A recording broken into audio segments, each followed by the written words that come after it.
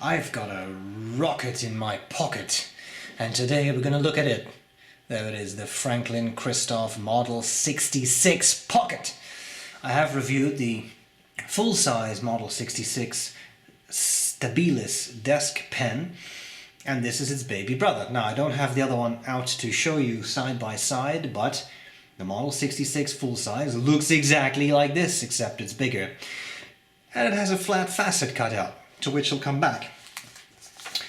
If I understand correctly, the Model 66, and I may completely make this up on the spot because that's typically how I roll, but if I remember correctly, the Model 66 was actually designed, so not this one, but the big brother, was designed as a tester for the Franklin-Christoph station at pen shows where you could test all their nibs. And then this happened, okay? So, I'm going to talk about this pen. Now, what I will say is I'm not actually sure this particular finish, which I thought was the Coke bottle, but I could be wrong. I'm not sure this is always available. So please consider this to be a review of this model, but not this particular finish. Okay? Because I can't promise you can just go to the Franklin-Christoph website and buy it. You can buy the model. Okay. I'm going to cover the parts of the pen. I'll do a writing sample and I'll tell you what I like about it and what I don't like about it. Let's get started. Okay, so here we go with the Franklin-Christoph Model 66 Pocket. And as you can see, it's not that tiny if you put it right next to a Lamy Safari. A little shorter, but not a super small pen. Top of the cap, the finial has the, and I don't really know if you can see that, but there is the, oh, there I had it, there you go, the Franklin-Christoph logo, which I've always liked with the sort of Gothic letter. You have the bevel, of course, and then we have this cap. Tapers down slightly and is nice and pretty clear in this case, as I said, in this finish. Then we have the barrel, holds a very nice amount of ink. This pen is meant to be used with a standard short international cartridge or as an eyedropper, as I have done here. Clear end of the barrel there, and that's pretty much it. Barrel tapers down, obviously. Interesting threads at the top of the section. You don't feel them, and that's supposed to help in keeping the cap, like minimize the amount of air in the cap. I'll come back to that later. And that's pretty much it. So again, here in eyedropper mode, number 6 nib, and you can get them in steel and you can get them in gold. You can even get specialty grinds on them. So the price for steel is $155, for a specialty grind is $175, and I think maybe $185, depending on exactly what grind you're getting. And then there is the gold nib, which is $245. This is a gold nib that was ground at a pen show by the wonderful late Jim Rouse. It's one of his SIG, stub italic gradient, I think they were called. And yeah, Jim was a great guy, and is definitely someone who's missed a lot. If you've ever interacted with Jim, you know exactly what I'm talking about. So there is that specialty grind and a gold nib. To be honest, I'm not even sure if this nib came with this particular pen, but I had a bunch of Franklin-Christoph nibs lying around, and this was one of them. So I just put it on. But there you have it. So nice ink capacity, because especially in eyedropper mode, that is not bad at all.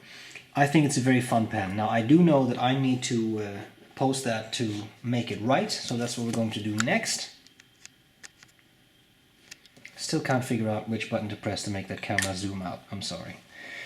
So, what do we have? We have the Franklin-Christoph Model 66 Pocket with a gold, that's 18? Yes. SIG nib. And the ink is Diamine Sunshine.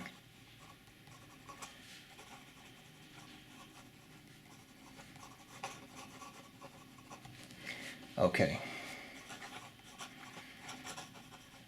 Writing. Lovely nib.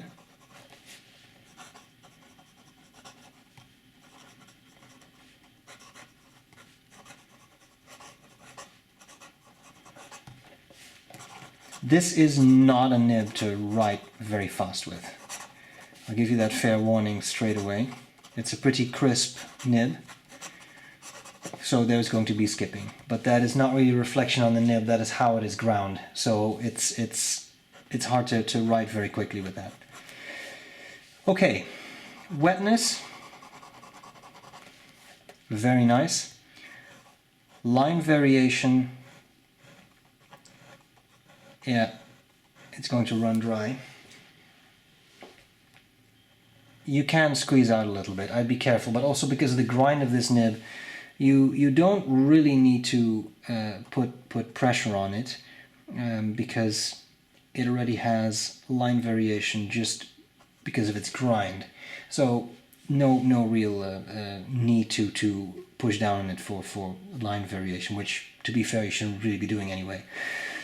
Okay, reverse writing is not an option, so I'll just continue what I was doing.